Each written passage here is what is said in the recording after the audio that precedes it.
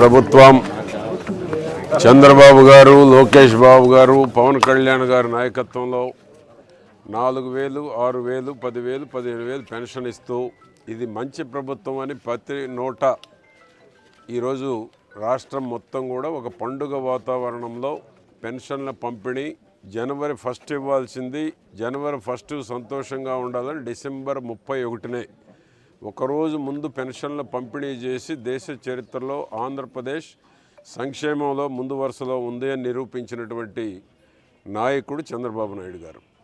ఈరోజు ప్రజలు చాలా సంతోషంగా ఉన్నారు.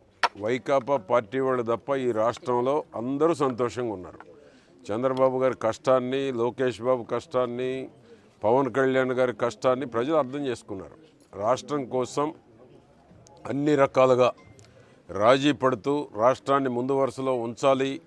5 కోట్ల మంది ప్రజల బాగోగులే మాకు ముఖ్యం, 5 కోట్ల మంది ప్రజలకు సంక్షేమం మాకు ముఖ్యమని చంద్రబాబు గారు ఆలోచనలతోటి 15 ఏళ్ళు కూటమి ప్రభుత్వం చంద్రబాబు గారి నాయకత్వంలో 15 ఏళ్ళు కూటమి ప్రభుత్వం ఉంటే ఈ రాష్ట్రంలో జగన్ చేసిన అప్పులన్నీ పోయి మిగులు రాష్ట్రంగా మిగిలిన ఆదాయాన్ని పేదలకు పంచాలి, పెట్టుబడులు తీసుకురావాలి. ఇప్పటికే 24 లక్షల కోట్లు పెట్టుబడులు తెచ్చారు. ఈ దేశంలో కూటమి ప్రభుత్వం వచ్చిన 18 నెలల్లో ఏ రాష్ట్రంలో కూడా 24 లక్షల కోట్ల పెట్టుబడులు ఇప్పటి వరకు ఎంఓయూలు అయినటువంటి దాఖలాలు లేవు.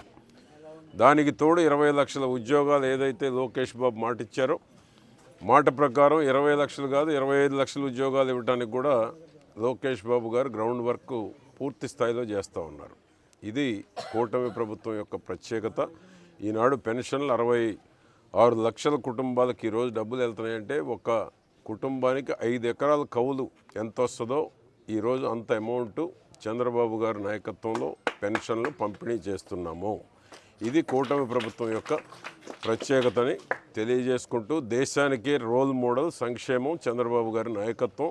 ఆంధ్రప్రదేశ్లో చంద్రబాబు గారు ఏం చేస్తున్నారని దేశంలో ఉన్న ఇతర రాష్ట్రాల ముఖ్యమంత్రులు అందరూ ఆంధ్రప్రదేశ్ వైపు చూసేటువంటి పరిస్థితి ఉంది. ఎందుకంటే 76 ఏళ్ల వయసులో 10 నిమిషాలు కూడా రెస్ట్ లేకుండా రాష్ట్రం కోసం జగన్ విధ్వంస పాలన నుంచి వికాసం వైపు వికసిత్ ఆంధ్రప్రదేశ్ సాధించాలనే పట్టుదలతోటి ఈరోజు చంద్రబాబు నాయకత్వంలో ఈ రాష్ట్రం ముందుకెళ్తూ ఉంది. దానికి ఈరోజు మా యువ నాయకుడు ఎంపీ గారు కృష్ణదేవరాయలు గారు, మా డైనమిక్ కలెక్టర్ కృతికా శుక్లా గారు ఈ యొక్క పెన్షన్ పంపిణీ గణపవరం రావటం ఒక అదృష్టంగా నేను భావిస్తున్నాను.